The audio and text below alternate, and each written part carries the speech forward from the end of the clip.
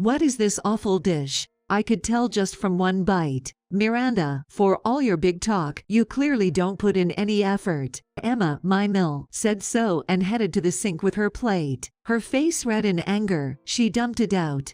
Don't stress out an older person like me anymore. I was too stunned to react to Emma's outburst. But then, I'm Miranda. After graduating from university, I met Jordan at the company I worked for, and we've been married for 3 years now. After getting married, I quit my job and have been helping my friend run a nail salon with the nail technician certification I got during my office worker days. Jordan, despite his busy work schedule, always finds time for our quality time, and even helps out with chores over the weekend without me asking. While many couples have their ups and downs, I always felt grateful for having such a wonderful husband. However, there's one thing that bothers me.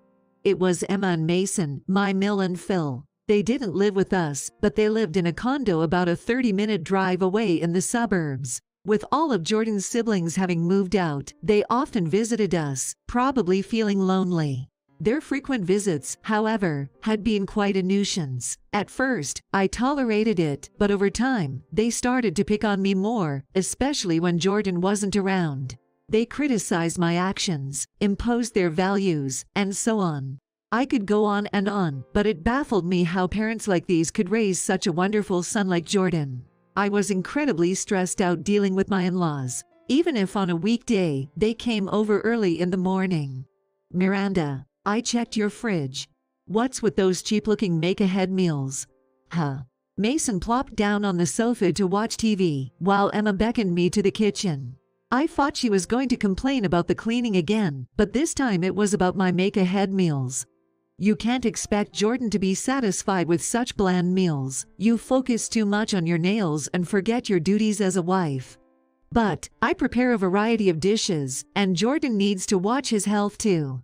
I thought my menu was quite varied. My dishes aren't as bland as Emma claims, but for my in-laws, who prefer heavy dishes, my cooking would seem to lack taste. To me, Emma's dishes are so greasy and either too sweet or too salty that I worry about the health effects of eating them regularly. Jordan also often joked about how he had to force himself to eat them as a kid. But Emma, unaware of this, always brought her own dishes when she came to our house. I had a feeling she'd do the same that day, and sure enough, she made a surprising remark. You're always complaining. Anyway, I've thrown out your tasteless food. You threw it away. Yes. So, tonight, let Jordan eat the meal I brought. He'll be thrilled. I was shocked, and I checked the kitchen trash and found my make-ahead meals carelessly discarded. I knew they were picky about food, but I never imagined they'd go this far. I was too stunned to react. Seeing this, Mason sighed and added his 2 cents. It's pathetic. Emma was much more efficient when she was younger. A wife should know her husband's preferences and cater to them. But that's not the point. Stop whining. Miranda, you should occasionally ask Emma for cooking tips. Go and bring me some coffee. Saying that, Mason went back to watching TV. You should think and act on your own. Emma was much more diligent even before getting married. Honestly, young people these days. Yes, I'm sorry. Before Mason's usual rant about the younger generation began, I served coffee on the table. He took a sip with another sigh, but honestly, I felt like sighing too.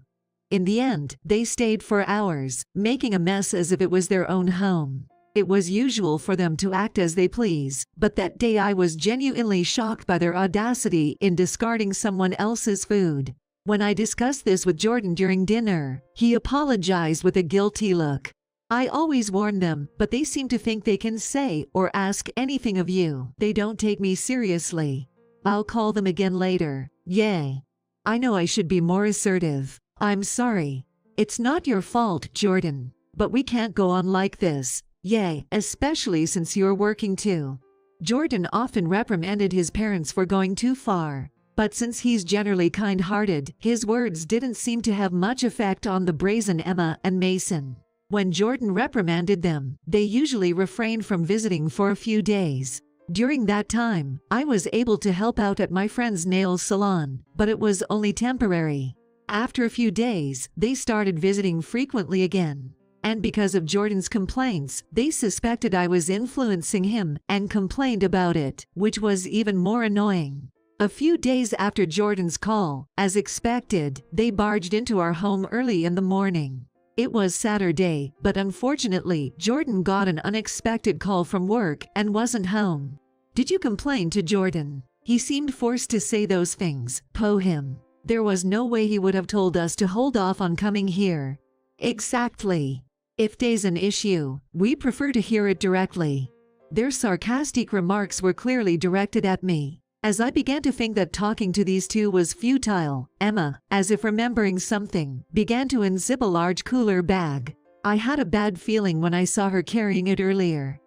It was filled with various ingredients, and I immediately realized what Emma intended to do.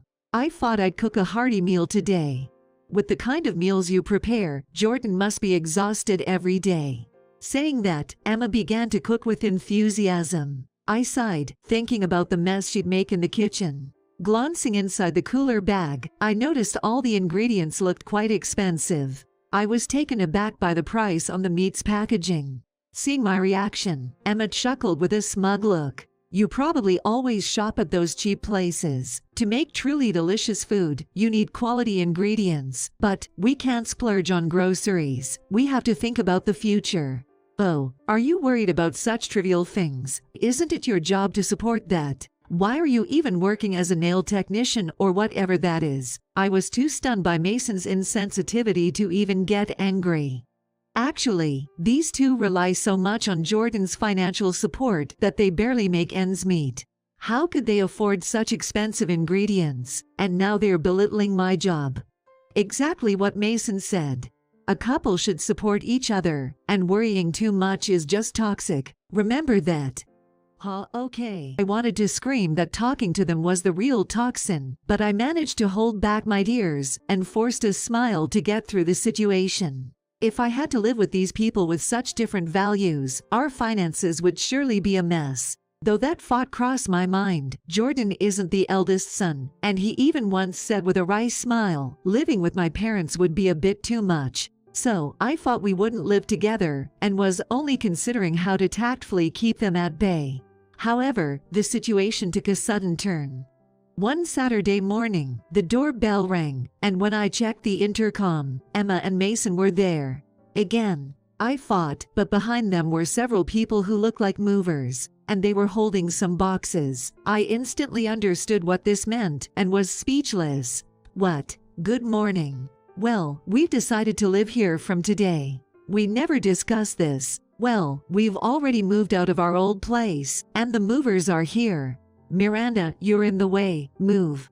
They acted as if it was their own home, giving orders to the movers. The movers seemed confused by my reaction, but under the pressure from Emma and Mason, they began their work. Soon, a sleepy Jordan came out, surprised by the commotion. He had not heard about moving beforehand either. Hey, Mom, Dad, what's going on? It's a surprise. We're moving in. They surprise. This is too sudden. We'll be living here from today. There's a spare room, right? Well, yes, but that's for when we have kids. Jordan tried to argue with Emma, but Mason interrupted with a fierce look. So, what? Are you going to abandon us? Leave your own parents? Their intensity left both Jordan and me frozen. Their words were absurd, but frustratingly, we couldn't retort. Miranda, what should we do? Jordan whispered to me. I wasn't strong enough to refuse them in this situation. Well, I'm fine with that if it's just until we have kids. Humph, fine. But I bet when you have kids, you'll come running to me for help. I doubt you can handle parenting properly. Thankfully, Jordan stepped in to reprimand Emma at that point. She looked annoyed but still had the audacity to enter the house with Mason. Watching the boxes being brought in one after another, Jordan and I sighed, dreading the days ahead. And just like that, in an unimaginable turn of events, I ended up living with my in-laws. It was hell. With Mason and Emma around all day, I never felt at ease. They constantly interfered with my chores, and even started criticizing my job. Miranda, are you heading to work again? Yes, I'll be back in the early evening. Before I could finish, Emma frowned and sighed in annoyance. You're so dedicated to such a trivial job. Must be nice, just playing with other people's nails and getting paid. Back in my day, I didn't have such luxuries. Emma always belittled me while emphasizing her own hardships. I was already irritated, and her snide remarks before heading to work didn't help. I'm off. Huh. Are you sulking? You're such a turbo dil. I quickly left without even faking a smile, and it seemed Emma was also irritated. Returning from work, I noticed something amiss. Wait, isn't that my nail kit? From the entrance, I could see a mess in the yard. It was clearly the nail kit I kept for practice at home. My work tools were carelessly thrown on the lawn. Nail tips were scattered everywhere, and it was no longer usable in terms of hygiene. Oh, sorry about that. It was in the way while cleaning, so I threw it outside. Emma called out to me with a sarcastic tone. I was too upset to respond and just cleaned up my nail kit in tears. From that day, I started contemplating ways to give my in-laws a taste of their own medicine. A little while after this tumultuous start, I discovered I was pregnant. While my in-laws were genuinely happy about the upcoming grandchild, the current living situation was fraught with tension. Jordan suggested communicating with them, emphasizing that the child's needs come first. If needed, they might have to move out or go live with one of his siblings. They did nothing but complain and laze around all day without helping with any chores. I couldn't imagine them assisting with taking care of a child. I decided to confront them about all the issues I had with them, and so we all sat down for dinner, which was rare since we usually ate separately.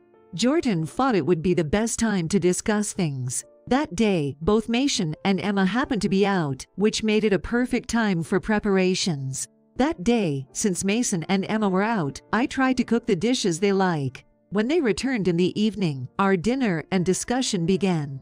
Jordan started. Hey, I wanted to talk about something. No. What is it? Well, Miranda's pregnant, and our current living situation is getting tight. So, I was thinking, maybe you guys could move to another place, or go live with my brother. What do you think? As expected, their faces darkened. Why now? With a baby on the way, more hands would be helpful, right? Sure, if you're actually going to help, but will you really assist with the baby? What are you saying? It's tough raising a child. Having someone experienced like me would surely help, right, Miranda? Emma, seemingly anxious about the possibility of being kicked out, tried to engage me in conversation.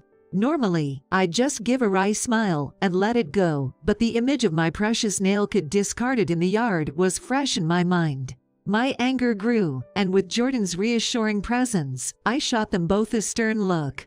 Jordan probably hoped for a calm discussion, but I couldn't let things end without expressing my feelings. You both just barged into our home without any notice, and all you do is laze around or go out. Not only that, but you belittle my job and even threw my work tools in the yard. I can't possibly believe that people like you would genuinely help with raising a child. It's not good for the child. The two stared at me, their faces a mix of shock and anger.